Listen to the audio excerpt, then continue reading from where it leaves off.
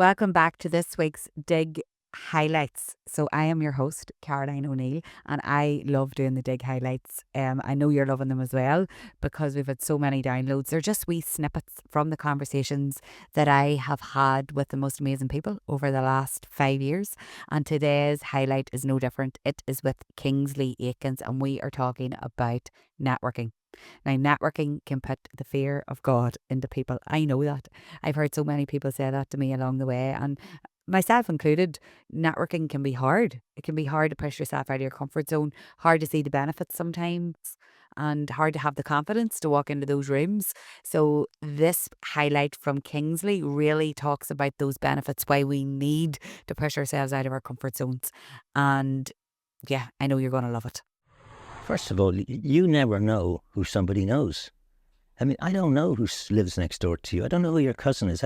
So by having our conversation and then asking these questions and listening, suddenly I'm just increasing this incredible sort of stock of knowledge I have. But the basis of all of this is that, there is this kind of myth of individualism out there, that life is about the rugged individual taking on the world and winning. It's the Lone Ranger, it's the Marlboro Man, it's the Wonder Woman, this. And we love those kind of Hollywoody kind of stories, but they're bullshit. Life is about connecting, collaborating, cooperating. The way to people you don't know is for people you do know. So when you realize that, and when you realize that you're only one introduction away from a life-changing decision, I mean, think back to how your career shifts, how you met your partner, your husband, how you met, took up a hobby, how you started this initiative here. Very often you're just one conversation away. But they don't happen lying in bed or sitting at your desk or, as I said, all those different things.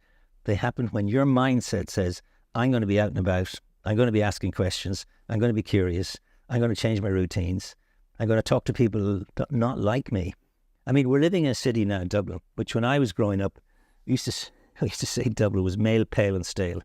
Right? It was not a very cosmopolitan international city. I was telling you a joke the other day that when I was in college in my final year here, I went into a restaurant and I asked the waiter, what's the soup du jour? He said, hang on, I'll ask the chef. So he goes in and he asks the chef and he comes out and he says, it's soup of the day, right?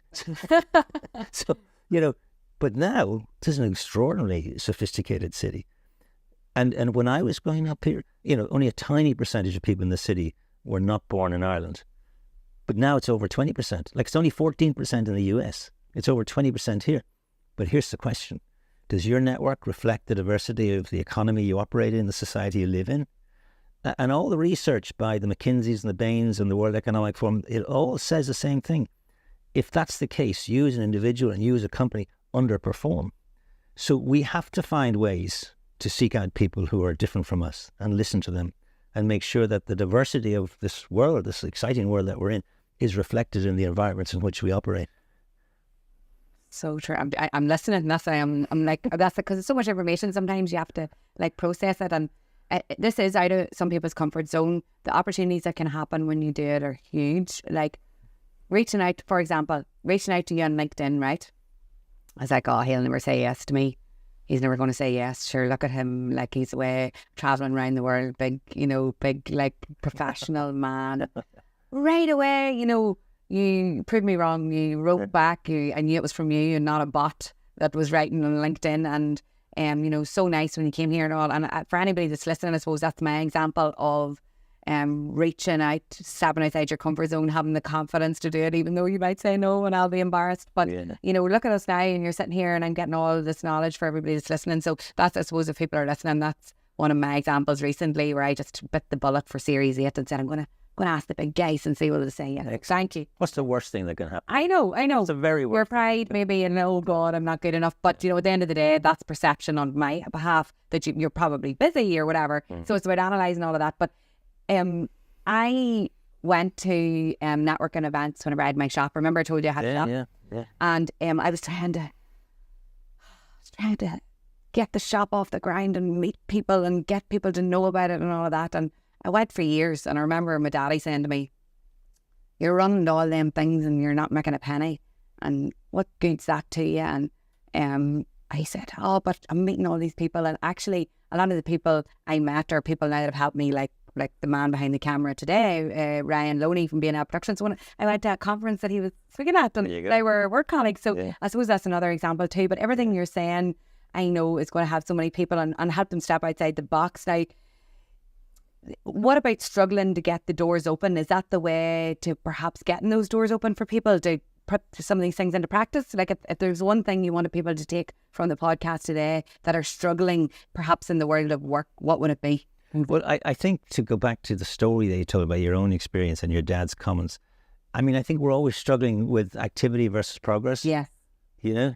And that's where I suppose I sympathise a little bit with your dad in that he's kind of looking at this and he's saying, you're not being harsh enough, you know, you're not being selective enough.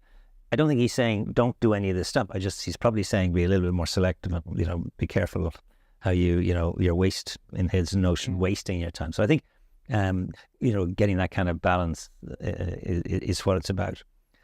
I think in a career sense, and I'm a fan of a guy called Harvey Coleman, an American guy, and he has a thing called the PI theory of career progress. And P stands for performance. And what he says is really incredible. It's like ridiculous at one level. He says how well you do your job contributes 10% to your career progress. Now, when I read that, I said, no, that must be a misprint. It's got to be like 80%. It's got to be 80% of career progress doing a super job. And he says, no. He says, doing a super job gets you on the ladder, doesn't get you up the ladder, gets you into the stadium of competition. He said, doing a super job is the minimum. It's expected of everybody. You know, everybody does a super job. So if it's only 10%, what's the rest of the pie theory? And he said, well, the I of the pie is 30%. And he said, that stands for your image. What do people think of you? What do they know about you? What's your reputation? You know, your reputation is what somebody says about you when you're out in the room and all that kind of stuff. So that's interesting. But then the really amazing thing is he says 60% of career progress is about E. E stands for exposure. Who's seen you in action? Who's seen you deliver? Who's seen you speak? Do you do visible work? Do you do invisible work? He said you get paid on performance. You get promoted on what other people think of your potential. And one of the interesting things about networking is that early in your career, you tend to get paid for what you do. But later in your career, you get paid for who you are. And your network will help you become who you are. It'll be a function of the people you spend time with, the sort of work that you're doing here. So I think that's all fascinating stuff, because these are the unwritten rules of progress in a career sense, in a post third level, fourth level education sense. And it's kind of revolutionary. And I love, there's a woman called Carla Harris, does a lot of TED Talks. She was 35 years in Morgan Stanley in New York. She's retired now, and she's written books.